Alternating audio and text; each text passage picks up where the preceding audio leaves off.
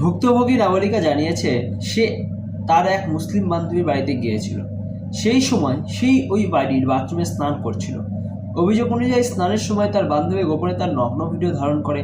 পরে সেই ভিডিও অভিযুক্ত যুবকের হাতে তুলে দেওয়া হয়। এরপর অভিযুক্ত যুবক ওই ভিডিও দেখে নাবালিকাকে ব্ল্যাকমেল করতে শুরু করে। সে টাকা দাবি করে এবং একাধিকবার শারীরিক সম্পর্ক স্থাপনের জন্য চাপ দেয়। পুলিশ এই ঘটনায় দুই মুসলিম যুবতীকেও হেফাজতে নিয়েছে এবং তাদের জিজ্ঞাসাবাদ চলছে। নাবালিকা জানিয়েছে অভিযুক্ত যুবকের কাছে তার একাধিক নগ্ন ভিডিও রয়েছে। এই ভিডিওর জের ধরে তিনি দীর্ঘদিন ধরে ব্ল্যাকমেল হচ্ছিল। আগেও অভিযুক্ত তাকে ব্ল্যাকমেল করে 10,000 টাকা আদায় করেছিল এবং পরে আবার 30,000 টাকা দাবি করে। পাশাপাশি বারবার দেখা করার জন্য চাপ দিতে থাকে। ব্ল্যাকমেলের টাকা নেওয়ার জন্য অভিযুক্ত যুবক নাবালিকাকে একটি বেসরকারি হোটেলে ডাকে। অভিযোগ অনুযায়ী হোটেলে সে নাবালিকাকে খাওয়ানোর জন্য বিরিয়ানি নিয়ে আসে, যা নাকি বিফ দিয়ে তৈরি ছিল। যখন অভিযুক্ত যুবক নাবালিকার সঙ্গে দেখা করতে হোটেলে পৌঁছায়, সেই সময় বজরং দলের কর্মীরা সেখানে উপস্থিত হন।